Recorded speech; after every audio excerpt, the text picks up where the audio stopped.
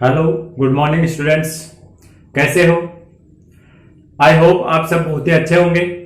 और मैं SK. Chaudhary class 12th की केमिस्ट्री में पीसी स्टडी पॉइंट पर एक बार फिर से आपका बहुत बहुत हार्दिक अभिनंदन करता हूं। स्वागत है आपका पीसी स्टडी पॉइंट पर, जहां आज अपन क्लास 12th नीट और जेडब्ल्यू के लिए पढ़ने जा रहे हैं किसी लिक्विड में गैसीय विलेय पदार्थ की विलेयता। जी हाँ, ये आज का अपना टॉपिक है। किसी लिक्विड यानी किसी द्रव्य में अगर अपन किसी गैस को डिजोल्व करते हैं, किसी गैस को घोलते हैं, तो उस गैस की विलेयता को कौन कौन से कारक प्रभावित करेंगे। जैसा कि पिछले वीडियो में आपने देखा था कि लिक्विड में सॉलिड को अपन ने डिजोल्व किया था। द्रव्य में अगर किसी ठोस पदार्थ को घोलते हैं तो उनकी विलेयता को कौन कौन से कारक प्रभावित करते हैं। ठीक आज वैसे ही अपन लिक्विड विलायक में यानी द्रव्य विलायक में गैसीय विलेय पदार्थ को डिजोल्व करेंगे और उसके बाद में देखेंगे कि उसकी विलेयता को कौन कौन से कारक हैं जो कि प्रभावित करने वाले हैं। तो आज का अपना वीडियो जो रहने वाला है वो द्रव्य और गैसीय विलयनों के लिए विलेयता से संबंधित आज का अपना टॉपिक होने वाला है। वीडियो में अंत तक बने रहिएगा। आज आपके जितने भी डाउट हैं वो सारे क्लियर होने वाले हैं। फिर भी अगर आपको कोई डाउट रहे तो वो कमेंट करके आप पूछ सकते हैं। तो चलिए स्टूडेंट, शुरू करते हैं आज का वीडियो और देखते हैं कि द्रव्य पदार्थों में गैसीय पदार्थों की विलेयता को कौन कौन से कारक प्रभावित करते हैं। वीडियो शुरू करने से पहले लाइक बटन को प्रेस कर लीजिए, अपने हालचाल कमेंट बॉक्स में जाकर के फटाफट टाइप कर दीजिए और आपके जितने भी फ्रेंड्स हैं, आपका जो भी फ्रेंड सर्कल है, उसमें वीडियो को शेयर कर दीजिए। उसके बाद में स्टार्ट करते हैं अपन आज का वीडियो और देखते हैं कि गैस है उसको लिक्विड में किस प्रकार से डिजोल्व किया जाता है। अगर कोई नया यूजर है उसको पता ही होगा कि क्या करना है, कौन से बटन को प्रेस करना है। नीचे जो रेड कलर में सब्सक्राइब बटन है उसको प्रेस करके और साथ में बेल आइकन को प्रेस करना है। अगर अभी तक किसी ने नहीं किया है तो जल्दी से पहले ये काम जरूर कंप्लीट कर लीजिए। उसके बाद में अपन स्टार्ट करते हैं आज की क्लास। तो देखिएगा, द्रव्य में गैस की विलेयता है, उसमें सबसे पहले अपन एक पढ़ेंगे अवशोषण गुणांक। एक डेफिनेशन अपने को पढ़नी है, अवशोषण गुणांक। जैसे द्रव्य में ठोस की विलेयता में अपन ने एक डेफिनेशन पढ़ी थी विलेयता की, वैसे यहां पर अपन विलेयता की बजाय अवशोषण गुणांक विलेयता को ही आप ये बोल सकते हैं कि अपन अवशोषण गुणांक बोलेंगे। ठीक है, देखिएगा होता क्या है। 1 ml द्रव्य विलायक, आपका जो विलायक है वो कौन सी स्टेट में है? द्रव्य, लिक्विड स्टेट में। कितना विलायक है? 1 ml। 1 ml द्रव्य विलायक में आपको जो विलेय पदार्थ है आपका, ये कौन सी अवस्था में है? ये गैसीय स्टेट में। इसका कितना ml आयतन, इस विलेय पदार्थ का कितने ml आयतन द्रव्य विलायक में डिजोल्व हो रहा है। द्रव्य विलायक कितना? 1 ml, उसी को बोलते हैं अवशोषण गुणांक। देखिएगा, ध्यान से सुनिएगा, डेफिनेशन क्या होगी। 1 ml द्रव्य विलायक में गैसीय विलेय पदार्थ का ml में वो आयतन जो विलेय होता है यानी इसमें डिजोल्व होता है यानी घुल जाता है। गैसीय विलेय पदार्थ का ml में वो आयतन जो 1 ml द्रव्य विलायक में विलेय हो जाता है या घुल जाता है, उस आयतन को, उस क्वांटिटी को अपन बोलेंगे अवशोषण गुणांक। जैसे विलेयता होती है उसी तरह से विलेयता को ही अपन बोल रहे हैं अवशोषण गुणांक। ठीक है, अब अपन चर्चा करते हैं इनको प्रभावित करने वाले कारकों की। तो जो कुछ प्रभावित करने वाले कारक हैं वो तो लगभग सेम ही है, जैसे आपने पिछले वीडियो में देखे हैं ठीक वैसे ही। अगर नहीं देखे हैं तो वो भी देख लीजिएगा। साथ ही जो बच्चे इस बार ये वाला जो सेशन है इसमें 12th क्लास में थे यानी प्रमोट हुए हैं, उनके मार्किंग किस प्रकार से की जाने वाली है ये भी डिसाइड हो गया है और इसका वीडियो भी हमने कल ही अपलोड कर दिया था अपने चैनल पर। तो अगर आपका कोई फ्रेंड है या आप भी अगर पीछे वाले सेशन के हैं तो आप अब चेक कर सकते हैं कि आपके इस बार क्या लगभग परसेंटेज रहने वाले। तो वो वीडियो भी आप हमारे चैनल पर जाकर के देख सकते हैं, उसमें सारी चीजें डिटेल में बताई हुई है कि इस बार आपको क्या कितना परसेंटेज मिलने वाला है। तो देखिए, यहां पर जो गैस है उसके लिए भी कुछ कारक तो सेम ही रहेंगे, जैसे प्रकृति और टेम्परेचर, ये अपने पिछली क्लास में पढ़ लिए थे, वो सेम ही रहेंगे। टेम्परेचर की अगर बात करें तो उसके बारे में पहले मैं आपको थोड़ा सा बता देता हूं। कि अधिकांश जो गैसें होती हैं उनके लिए जैसे आप टेम्परेचर बढ़ाओगे तो विलेयता में कमी होती है। अधिकांश गैसों के टेम्परेचर में वृद्धि करने से उनकी जल में विलेयता हमेशा कम होती है लगभग। क्योंकि विलेयता कम क्यों होती है? क्योंकि अधिकांश जो विलयन होते हैं, गैसीय जो विलयन होते हैं वो उष्माक्षेपी होते हैं। अधिकांश विलयन उष्माक्षेपी होते हैं। केवल दो ऐसे गैसें हैं, एक्सेप्शन है हाइड्रोजन और हीलियम, बस ये आपको ध्यान में रखनी है। ये इस टाइप की गैसें हैं जिनके विलयन को अगर आप इनको पानी में घोल रहे हैं तो गर्म करेंगे, अगर टेम्परेचर बढ़ाएंगे तो विलेयता यानी अवशोषण गुणांक बढ़ेगा। विलेयता को आप अवशोषण गुणांक बोल सकते हैं। यहां पर ये दो गैसें ऐसी है, केवल ध्यान में रखना है, हाइड्रोजन एंड हीलियम।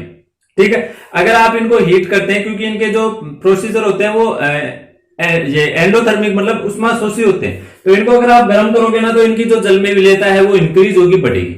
बाकी सभी गैसों की डिक्रीज होती है, विलेयता में हमेशा कमी होती है। ये चीज आपको ध्यान में रखनी है। ये ठीक वैसे ही है जैसा आपने पिछली क्लास में देखा था। बाकी जो प्रकृति है वो भी, नेचर भी सेम ही रहेगी कि समान समान को घोलता है, लाइक डिजोल्व लाइक। जो वाटर है एक ध्रुवीय प्रकृति का विलायक है, तो इसमें जो ध्रुवीय गैस होती है जैसे अमोनिया है, HCl है, SO2 गैसें हैं, जो ध्रुवीय गैसें हैं उनकी विलेयता हमेशा ज्यादा होती है। उसके साथ ही अगर आप चाहें तो एक पॉइंट और ध्यान में रख सकते हैं, इंपॉर्टेंट भी है, कि ऐसी गैसें वे गैसें जो ज्यादा रिएक्टिव होते हैं, ज्यादा क्रियाशील होते हैं, उनकी विलेयता भी हमेशा ज्यादा होती है। ये भी आप ध्यान में रख सकते हैं। जैसे HCl gas, ammonia gas, SO2 gas, ऐसी गैस जो पानी में या वाटर में जैसे आप डिजोल्व करोगे तो वाटर के मॉलिक्यूल के साथ, जैसे मान लो आपने पानी में कोई गैस घोली, तो जो गैस का अणु है वो जल के अणु के साथ में या तो कोई रिएक्शन कर ले या उसमें जाकर के आयनित हो जाए, मतलब अंदर जाकर के कोई रिएक्शन कर ले। गैस का मॉलिक्यूल जैसे पानी के अंदर जाएगा ना, तो पानी के अंदर वाटर का मॉलिक्यूल के साथ में वो अगर रिएक्शन कर लेता है, रिएक्शन करने का मतलब वो दोनों, वाटर का मॉलिक्यूल और गैस का मॉलिक्यूल दोनों जुड़ गए, रिएक्शन हो गई दोनों की, तो फिर जुड़ने का मतलब वो उसमें डिजोल्व हो गया यानी घुल गया है। यानी आप ये कह सकते हैं कि जो गैसें क्रियाशील होती हैं, विलायक के साथ में क्रिया करती हैं, उनकी विलेयता ज्यादा होती है। सीधे शब्दों में आप ये बोल सकते हैं। जैसे HCl गैस की विलेयता ज्यादा है, अमोनिया गैस की विलेयता ज्यादा है, नाइट्रोजन की, ऑक्सीजन गैसों की विलेयता कम है, क्योंकि ये क्रियाशील नहीं है, बहुत ही कम क्रियाशील है। तो ये पॉइंट भी गैसों पर यहां पर अप्लाई होगा। सबसे इंपॉर्टेंट जो पॉइंट है वो होने वाला है प्रेशर का, यानी दाब का। दाब का प्रभाव किस प्रकार से होने वाला, बहुत इंपॉर्टेंट। पिछले जो क्लास हुई थी, द्रव्य में ठोस को डिजोल्व कर रहे थे, तो वहां पर अपन ने चर्चा की थी दाब का कोई प्रभाव नहीं होगा, लेकिन गैसों पर दाब का प्रभाव लगेगा। और इसे अपन समझेंगे हेनरी के नियम के द्वारा। यानी इसके लिए आपको हेनरी का नियम है, ये आपको पढ़ना है। ठीक है, बहुत ही बढ़िया और इंटरेस्टिंग नियम है हेनरी का नियम, बहुत ही इंटरेस्टिंग है। आप तो बस केवल ध्यान से देखते रहिए, आपको पढ़ने में बड़ा ही इंटरेस्ट आने वाला है। ठीक है ना, केवल आप ध्यान से देखते रहिए, केवल अपनी आंखें और अपने कान खुले रखिए, आपको सारी चीजें यहीं पर क्लियर हो जाएंगी। ये मान लीजिए मेरे पास में किसी पात्र में मैंने द्रव्य विलायक यानी पानी भर रखा है, ये वाटर ले रखा है मैंने, और इसमें मेरे को कोई गैस घोलनी है। इसमें अपने को क्या डिजोल्व करना है, कोई गैस को डिजोल्व करना है, और वो गैस के मॉलिक्यूल मैंने यहां पर भर दिए, ये लीजिए, और ये यहां पर ऊपर मैंने लगा दिया है पिस्टन। ठीक है, ये ऊपर पिस्टन लगा दिया, ये गैस भरी हुई है, ये द्रव्य भरा हुआ है, ऊपर पिस्टन है, इस गैस को इस द्रव्य में घोलना है, और अपने को प्रभाव देखना है दाब का, कि अगर अपन दाब बढ़ाते हैं तो विलेयता पर क्या प्रभाव पड़ता है। तो ये मैं इस पिस्टन पर यहां पर ऊपर से दाब लगाता हूं, बाहर से अपन क्या लगा देते हैं, दाब लगा देते हैं, और उसके बाद में देखते हैं कि दाब लगाने से विलेयता पर क्या प्रभाव पड़ेगा। देखो क्या प्रभाव पड़ेगा, जैसे आप पिस्टन पर दाब लगाते हो तो ये पिस्टन धीरे धीरे नीचे आएगा। भाई दाब लगाएंगे तो पिस्टन तो नीचे जाएगा, पिस्टन कहां जाएगा, दाब लगाने से पिस्टन धीरे धीरे नीचे आएगा। ये गैस भरी हुई है, ये संपीड़ित होने लग जाएगी। भाई गैस कन और कोई चारों को नहीं। देखो सीधी सरल शब्दों में आप इसको समझो, अगर इसको जैसे गुब्बारा का मान लेते हैं, हवा पर रखे यार गुब्बारा दबाओगा तो गुब्बारो तो बेचारो दब भी जाओ, क्योंकि गैस संपीड़ित होती है, गैस में संपीड़ितता कौन होता है। जैसे आप गुब्बारे को दबाओगे गुब्बारा दब जाएगा, उसमें अगर मिट्टी भरी हुई हो तो वो नहीं दबेगी, क्योंकि मिट्टी सॉलिड है। संपीड़ितता का गुण केवल गैसों में होती है, और यहां पर अपन ने गैस भर रखी है। यानी कैपा को मतलब ये है कि पिस्टन को आप जैसे दबाओगे ना तो पिस्टन तो बेचारा दबेगा ही, पिस्टन जाएगा कहां पर? आपके आगे पिस्टन की थोड़ी चलने वाली है, चलने वाली तो आपकी है। जोर किस में है? आप में है। दाब कौन लगा रहा है? आप लगा रहे हो। पावर किसके हाथ में है? आपके हाथ में। तो होने वाला क्या है जो आप चाहते हो? आप क्या चाहते हो कि पिस्टन को नीचे दबा दो, तो पिस्टन को नीचे दबाना है तो जोर लगाओ। चलो जोर लगाते हैं, सारे तैयार हो जाइए जोर लगाने के लिए। देखो अभी जोर लगाऊंगा मैं, आप भी लगाना साथ साथ। ये मैंने आपसे इसको प्रेस किया, आप भी करो। धीरे धीरे दबाते जाओ, पिस्टन कहां बेचारा नीचे जाएगा? भाई पिस्टन के पास कोई दूसरा ऑप्शन ही नहीं है, ये पिस्टन धीरे धीरे नीचे आ जाएगा। तो अब आप ये सोच करके देखो कि वो गैस कहां गई। अरे पिस्टन तो नीचे आ गया लेकिन गैस कहां जा रही है? अब गैस की तो मजबूरी हो गई। गैस की क्या मजबूरी हो गई कि गैस को मजबूरी में इस पानी के अंदर आना पड़ेगा, घुलना पड़ेगा। मजबूर कर दिया आपने गैस को। तो क्योंकि पिस्टन को अगर दबाओगे तो गैस है वो धीरे धीरे पिस्टन धीरे धीरे नीचे आ रहा है। ये यहां गया पिस्टन, यहां गया, पानी की सतह तक टच कर दो पिस्टन को तो सारी गैस कहां गई? अब सोचो, सारी की सारी गैस पानी के अंदर चली गई, पानी के अंदर घुल गई, क्योंकि गैस के पास में कोई दूसरा ऑप्शन ही नहीं था। यही है हेनरी का नियम। अब बताओ क्या समझ में आया? थोड़ा देखो, माना देखो यह चीज समझ में आई है कि दाब लगायो जना गैस पानी के मान गुड़गी, विलेयता बढ़ गई। गुड़गी मतलब विलेयता बढ़ी है ना। दाब लगाने से, दाब में वृद्धि करने से, ध्यान देना, दाब को अगर बढ़ाओगे तो विलेयता भी क्या हो गई है? बढ़ गई है। दाब बढ़ाने से विलेयता भी बढ़ गई, यानी दोनों एक दूसरे के हो गए समानुपाती। ये लीजिए साहब, हेनरी का नियम बढ़ के तैयार हो गया। अब आप इसको शब्दों में ढाल सकते हैं। किसी निश्चित ताप पर गैस की द्रव्य में विलेयता, गैस की द्रव्य में विलेयता गैस पर डाले गए दाब के समानुपाती होती है। किसके समानुपाती? विलेयता किसके समानुपाती? गैस पर डाले गए बाह्य दाब के क्या होती है? समानुपाती होती है। ये सीधा सीधा किसका नियम है? अपने भाई साहब हेनरी भाई साहब का नियम है। हेनरी का नियम, दाब का नियम, एकदम से सीधा और सरल नियम। ठीक है, ये गैस है, ये धीरे धीरे ये लीजिए इसके अंदर घुलना प्रारंभ हो जाएगी। अपन यहां पर जो विलेयता है ना उसको मोल अंश के द्वारा शो करते हैं। थोड़ा सा दिमाग में एक बार स्टेबल रखो, सारी चीज समझ में आऊंगी। कंफ्यूज होगा विलेयता ने मोल अंश के बोल रहा गुरुजी, चिंता मत करो, अभी सारी चीज समझ में आऊंगी। देखो ये जो आपका विलियन है, इसके अंदर जो गैस के मॉलिक्यूल घुले हुए हैं, भाई विलेयता क्या है कि पानी का मान कत्ती गैस घुल गई, बिन्नी तो अपन विलेयता बोला। पानी का मान कत्ती गैस घुल गई, उसी को अपन विलेयता कहते हैं। पानी के अंदर घुली हुई गैस, विलेय पदार्थ की मात्रा यानी सांद्रता, देखो मतलब सांद्रता नहीं अपन तो विलेयता बोला। पानी का मान घुलेड़ा गैस की मात्रा यानी विलेय पदार्थ की मात्रा को विलेयता कहते हैं। और विलयन में उपस्थित विलेय पदार्थ की मात्रा को सांद्रता भी कहते हैं। और सांद्रता को व्यक्त करने का एक तरीका मोल अंश या मोल भिन्न भी है। मोल अंश या मोल भिन्न, देखो मतलब ये सारी चीजें एक ही, विलेयता ही सांद्रता है, सांद्रता ही मोल अंश है। तो इसलिए यहां पर अपन विलेयता को मोल अंश के द्वारा, जैसे कहीं पर मोलरता के द्वारा शो करते हैं, कहीं पर मोलरता के द्वारा। हेनरी ने किसके द्वारा शो किया है? मोल अंश के द्वारा शो किया, ध्यान रखना है। किसके द्वारा शो कर रहा है? मोल अंश के द्वारा। ठीक है ना, तो अब समझ गया ना विलेयता और मोल अंश में क्या संबंध है। तो मान लेते हैं इसके अंदर गैस की जो विलेयता है वो x है, यानी गैस की मोल अंश कितनी है? x। विलेय की मोल अंश वैसे आप x2 मानते हो ना, तो अगर आप चाहें तो x2 मान सकते हो और x मानना चाहो तो x मान सकते हो। ठीक है, घुली हुई गैस की जो मात्रा है, जो मोल अंश है वो x है। और हेनरी के नियम को आप दूसरे शब्दों में अब आप ऐसे भी कह सकते हो कि विलेयता दाब के समानुपाती या गैस की मोल अंश दाब के समानुपाती। भाई विलेयता और मोल अंश एक ही चीज होगी ना, तो विलेयता किसके समानुपाती? दाब के। और मोल अंश किसके समानुपाती? दाब के समानुपाती। इस तरह से भी आप इसको बोल सकते हो, यानी विलेयता समानुपाती दाब। ठीक है ना, दाब समानुपाती मोल अंश, ये आप कह सकते हैं। तो ये हेनरी के नियम को मैं गणितीय रूप में लिख देता हूं कि बाह्य दाब समानुपाती विलेयता। विलेयता का मतलब मोल अंश, P समानुपाती x। P क्या है? बाह्य दाब, x क्या है? गैस की मोल अंश। या P बराबर स्थिरांक आपको लगाना है KH। स्थिरांक क्या लगाया? KH। स्थिरांक का नाम हेनरी स्थिरांक, हेनरी कांस्टेंट। इसका नाम है हेनरी कांस्टेंट, ये इसका नाम है हेनरी स्थिरांक। और इस हेनरी स्थिरांक का मान ये अलग अलग गैसों की नेचर पर, अलग अलग गैसों की प्रकृति पर डिपेंड करता है। ये किस पर डिपेंड करता है? गैसों की नेचर पर।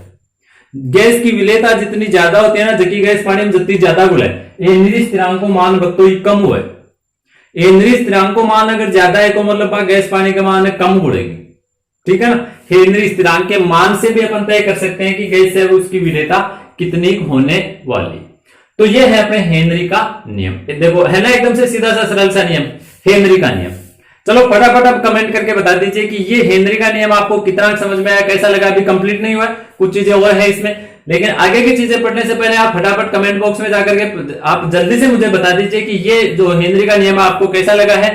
साथ में अपने फ्रेंड्स को शेयर करना, मुझे पता है कि आप बिल्कुल से भी नहीं भूलते हो, ज्यादा से ज्यादा शेयर करना है। अब भी अगर कोई नया स्टूडेंट आ गया है तो प्लीज फटाफट रेड जो नीचे आपको दिखाई दे रहा है, रेड क्या, सब्सक्राइब लिखा हुआ दिख रहा है रेड, फटाक से जाकर के उस पर क्लिक कर दीजिए। पास में घंटा लगा हुआ है, उसको भी दबा दीजिए। जी हाँ, घंटे को हिला दीजिए जल्दी से। उसके बाद में अपन आगे चलते हैं। मंदिर में आए हो, शिक्षा के मंदिर में, सरस्वती के मंदिर में आए तो घंटी बजाओगे कि नहीं बजाओगे? फटाक से घंटी बजा दो। फिर आगे चलते हैं। देखो हेनरी के नियम में क्या कहता है हेनरी। अनुप्रयोग, हेनरी नियम के क्या है? अनुप्रयोग। ओहो, बड़ी इंटरेस्टिंग चीज है, बहुत ही काम की और बहुत ही इंटरेस्टिंग चीज है, ठीक है। चलो फटाफट, मैंने आपको जो काम बताए थे सारे कर लिए, तो आप आ जाओ। देखो 3 अनुप्रयोग पढ़ रहे हैं। पहला अनुप्रयोग बहुत ही इंटरेस्टिंग, सारे कोल्ड ड्रिंक ले आओ, कोल्ड ड्रिंक पीते पीते अनुप्रयोग पढ़ेंगे अपन। फटाफट किचन में जाओ, फ्रिज का डोर ओपन करो, कोल्ड ड्रिंक निकाल करके ले आओ, उसके बाद में बात करते हैं। सारे ले आए? चलिए, कोल्ड ड्रिंक का ऊपर का जो ढक्कन है उसको खोलिए। खोलते ही क्या होगा? आवाज आएगी गैस निकलने की, आ रही है ना, सबको आ रही है। देखो इस तरह की आवाज आती है। सबकी देखी हुई है? नहीं देखी हुई? अभी खोल करके देखिए फटाफट। जैसे आप कोल्ड ड्रिंक, शीतल पेय पदार्थ, अंग्रेजी में बोला कोल्ड ड्रिंक, हिंदी में क्या बोलांगा? शीतल पेय पदार्थ, ठंडा पी बड़ा पदार्थ, शीतल पेय पदार्थ। उसको जैसे आप पहली बार खोलते हो तो उसमें से बहुत सारी गैस निकलती है। वो हेनरी नियम का अनुप्रयोग है। ध्यान रखो कि किसका अनुप्रयोग है? हेनरी नियम का अनुप्रयोग है। कैसे है गुरुजी, समझ में नहीं आया? अभी आ जाएगा, देखो ध्यान से सुनना। वो जो शीतल पेय पदार्थ है आपके लिए पीने के लिए, जो भी लिक्विड है, उसके अंदर कार्बन डाइऑक्साइड गैस, कौन सी गैस है? कार्बन डाइऑक्साइड गैस है। दाब के साथ में उसके अंदर भर के ऊपर से ढक्कन लगा दिया है। दाब के साथ में दाब बढ़ाया तो हेनरी क्या कहता है कि विलेयता बढ़ जाएगी। बोतल के अंदर कार्बन डाइऑक्साइड भर के ऊपर से दाब लगाया, दाब लगाएंगे तो विलेयता बढ़ेगी, CO2 गुड़ गई। जैसे आपने ढक्कन खोला, दाब उठा दिया। ढक्कन खोलने का मतलब आपने क्या कर दिया? दाब उठा दिया है। दाब उठाने का मतलब है विलेयता कम हो जाएगी। उस शीतल पेय पदार्थ में, कोल्ड ड्रिंक में विलेयता क्या हो जाएगी? कार्बन डाइऑक्साइड गैस की कम। तो कार्बन डाइऑक्साइड गैस विलेयता कम होते ही शीतल में से, जो शीतल पेय पदार्थ है उसमें से बाहर आना प्रारंभ हो गई। तो वो हेनरी नियम का ही अनुप्रयोग है। पहला अनुप्रयोग आ गया ना समझ में, एकदम से इजी। दूसरा अनुप्रयोग, अपनी जो बॉडी है, आपकी बॉडी, मेरी बॉडी में ब्लड में कौन सी गैस घुलती है? सांस लेते हैं, ऑक्सीजन गैस घुलती है। ब्लड में कौन सी गैस घुलती है? ऑक्सीजन गैस घुलती है। जैसे आप सांस लेंगे, ऑक्सीजन गैस, कौन सी गैस घुल गई? ब्लड में oxygen gas. Oxygen gas haemoglobin के साथ रिएक्शन करके और एक कंपाउंड बनाती है ऑक्सी हीमोग्लोबिन। याद रखना, बायोलॉजिकल क्वेश्चन है, बता दिया मैंने, ऐसे ध्यान में आ गया। तो ऑक्सी हीमोग्लोबिन, ऑक्सीजन गैस रुधिर में विलय होती है, ठीक है। चलिए अपन घूमने चलते हैं कहीं पर। मान लीजिए आप घूमने के लिए चले गए हिल स्टेशन। हिल स्टेशन का मतलब किसी पहाड़ पर चले गए, बहुत ज्यादा ऊंचाई वाले स्थान पर चले गए आप। जैसे जैसे धरातल से ऊंचाई पर जाओगे आप, धीरे धीरे जा रहे हो, ऊंचे जा रहे हो, चलते चलो, और ऊंचे, खूब ऊंचे चले गए। माउंट एवरेस्ट पर चले जाओ, ऊंचाई पर जाओगे तो वहां पर हवा का प्रेशर कम होगा। अभी अपन जहां धरातल पर हैं, एयर प्रेशर, वायु का जो दाब है वो है 1 एटमॉस्फेयर। एक वायुमंडल दाब इस समय आप पर लग रहा है, मुझ पर भी लग रहा है, चिंता मत करो, सारा एक ही। यहां पर जब तो दाब थार पर लग रहा है, जितना दाब 1 एटमॉस्फेयर आप पे लग रहा है उतना ही मेरे पे लग रहा है, डोंट वरी। ऊंचाई पर जाएंगे वायुमंडलीय दाब कम हो जाएगा। दाब अगर कम हो गया तो विलेयता भी कम होने वाली है। ऑक्सीजन गैस की रुधिर में विलेयता कम हो जाएगी। ऊंचाई वाले स्थान पर अगर आप चले जाओगे, किसी हिल स्टेशन पर जाओगे, तो वहां पर आपके ब्लड में ऑक्सीजन गैस की विलेयता कम हो जाएगी, क्योंकि दाब कम हो गया ना। ऊपर जाओगे, ऊंचाई पर जाओगे, दाब कम हो गया, दाब कम हुआ, विलेयता कम हो गई। आपके ब्लड में ऑक्सीजन की कमी, एनोक्सिया, आपके ब्लड में ऑक्सीजन की कमी, इस स्थिति का नाम क्या है? एनोक्सिया। उपाय क्या है? एनोक्सिया हो गया, उपाय क्या है? जल्दी से नीचे उतर जाओ। उपाय और क्या है? ब्लड में ऑक्सीजन कम हो रही है, जल्दी से नीचे आ जाओ। नीचे आता है, दाब बढ़ेगा, ऑक्सीजन की सप्लाई बराबर हो जाएगी वापस। एनोक्सिया से मुक्ति पाने का उपाय, एनोक्सिया से बचाव ही उपचार है। क्या बचाव है? पहाड़ी हिल स्टेशन पर मत जाओ। घूमना अच्छी बात है, खूब घूमना चाहिए, लेकिन हिल स्टेशन पर जैसे अगर अपन जाते हैं ना, तो वहां पर अगर आप हार्ड वर्क वगैरह करते हो तो आपकी सांस जल्दी फूलने लगती है, क्योंकि वहां पर ऑक्सीजन की कमी रहती है। ऑक्सीजन की कमी क्यों है? क्योंकि वहां पर प्रेशर कम है, तो अपने ब्लड में घुल नहीं रही है ऑक्सीजन। ऑक्सीजन है लेकिन ब्लड में घुल नहीं रही है, वो डिजोल्व नहीं हो रही है। ठीक है, अगला अनुप्रयोग देखिए, एनोक्सिया हो गया, कोल्ड ड्रिंक भी आपने पी ली। अब अपन चलते हैं समुद्र की गहराइयों में। चलिए एक बार गोताखोर बन जाइए थोड़ी देर के लिए, अपन चलेंगे समुद्र की गहराइयों में। ठीक है, जैसे जैसे समुद्र की गहराइयों में जाओगे, नीचे गहराई में जाओगे, ऊपर जाओगे दाब कम हो गया, नीचे जाओगे तो दाब बढ़ेगा। पता है सबको, ऊपर जाने से दाब कम होता है, नीचे जाने से दाब बढ़ता है। गहराई में जाओगे, समुद्र की गहराई में जाओगे, दाब बढ़ेगा, प्रेशर बढ़ेगा। दाब बढ़ेगा तो ब्लड में ऑक्सीजन की विलेयता भी बढ़ेगी। समुद्री गोताखोर जब समुद्र में जाते हैं, पीठ के ऊपर क्या लेके जाते हैं? सिलेंडर, वायु का, एयर का सिलेंडर लेके जाते हैं। ठीक है ना, ये वायु का, एयर का सिलेंडर है, ऑक्सीजन सिलेंडर नहीं, वायु का सिलेंडर, उसी को ऑक्सीजन सिलेंडर बोलते हैं। यानी आप जो सांस ले रहे हैं ना, अपने कमरे की जो वायु है, वही वायु वो लेकर के जाते हैं सिलेंडर में भर के, उसमें से ऑक्सीजन उनके श्वसन में काम में आती है। ठीक है, लेकिन एयर में, वायु में सबसे ज्यादा मात्रा में कौन सी गैस है? नाइट्रोजन गैस है। सबसे ज्यादा कौन सी गैस? नाइट्रोजन होती है। ऑक्सीजन गैस की रुधिर में विलेयता ज्यादा होती है, नाइट्रोजन गैस की मात्रा ज्यादा है लेकिन विलेयता कम होती है, इसलिए अपने ब्लड में नाइट्रोजन गैस नहीं घुलती। लेकिन हेनरी ने कहा कि अगर दाब बढ़ाओगे तो विलेयता बढ़ेगी। अगर आप गहराई में चले गए, आपने दाब बढ़ा दिया तो विलेयता भी बढ़ेगी और नाइट्रोजन गैस की विलेयता धीरे धीरे बढ़ने लग जाएगी। यानी समुद्री गोताखोर अगर ज्यादा गहराई में जाएंगे, प्रेशर बढ़ेगा, दाब बढ़ेगा, तो नाइट्रोजन गैस की रुधिर में विलेयता बढ़ेगी। और आपकी जो ब्लड पाइपलाइन है, जो रुधिर को ले जाने वाले के लिए जो धमनियां और शिराएं हैं, उसमें नाइट्रोजन गैस के बुलबुले बढ़ने लगते हैं बीच में, जिनको बेंड्स कहा जाता है।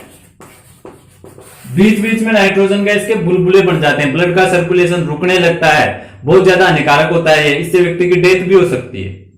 तो बीच बीच में नाइट्रोजन गैस घुलने से बुलबुले, बेंड्स बनने लगे, गैप आने लग गया, जिनको बेंड्स कहा जाता है। इससे बचाव करने के लिए क्या करना चाहिए?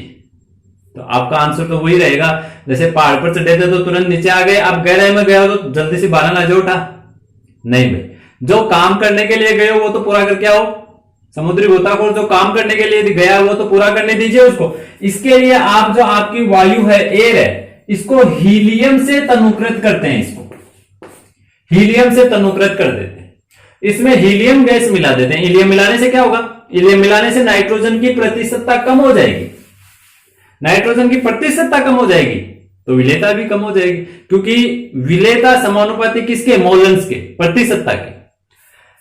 हीलियम गैस मिलाई जाती है और हीलियम गैस मिलाने से लगभग 20 से 1% हीलियम गैस होती है, लगभग अंदाज बता रहा हूं मैं, 30% ऑक्सीजन गैस होती है और बाकी की लगभग 50% है नाइट्रोजन गैस। तो नाइट्रोजन गैस जो 70% के आसपास थी, 78% के आसपास थी, उसकी क्वांटिटी कम होकर के 75%, यानी उसका मोलन्स कम हो गया, उसका मोलन्स 1/2 रह गया। अब मोलन्स अगर कम हो गया तो विलेयता ऑटोमेटिकली कम हो जाएगी। तो ध्यान रखना है आपको कि समुद्री गोताखोर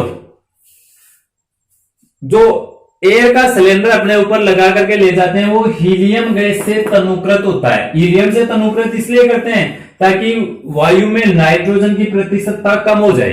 हीलियम का उपयोग इसलिए करते हैं कि नाइट्रोजन गैस की प्रतिशतता क्या हो जाए? कम। नाइट्रोजन की प्रतिशतता अगर कम हो जाएगी तो नाइट्रोजन गैस है वो डिजोल्व होना बंद हो जाएगी, ब्लड में नहीं घुलेगी। ठीक है, ये थे अपने हेनरी का जो नियम है उसके अनुप्रयोग। अनुप्रयोग आपको कैसे लगे? बड़े इंटरेस्टिंग, बहुत ही प्यारे अनुप्रयोग हैं। आपको कैसे लगे फटाफट कमेंट बॉक्स में जाओ और कमेंट करके मुझे बता दीजिए। नेक्स्ट वीडियो में एक और नए टॉपिक के साथ में मिलेंगे। आज का वीडियो तो बस इतना ही है, यहीं पर कंप्लीट करने वाले हैं। कल एक और आपके लिए बड़ा ही धमाकेदार और इंटरेस्टिंग वीडियो लेकर के आने वाले हैं। साथ ही वीडियो को प्लीज शेयर कर दीजिएगा। वीडियो लीव करने से पहले एक चीज और इंटरेस्टिंग, 1 मिनट रुक जाइए, वीडियो लीव करने से पहले 1 मिनट रुकिए। एक चीज और, जो अभी मैंने आपको थोड़ी देर पहले बताया था, इस साल जो 12th के बच्चों को प्रमोट किया गया, उनकी नंबरिंग मार्किंग किस प्रकार से होने वाली है, उसका अभी नोटिफिकेशन आ गया और हमने उसकी कंप्लीट जानकारी का एक वीडियो भी बना दिया है।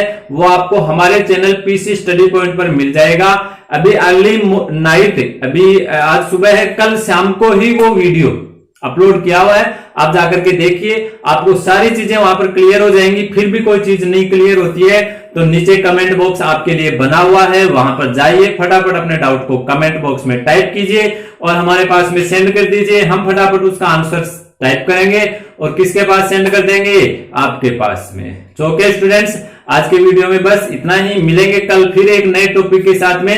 तब तक के लिए जय हिंद, जय भारत।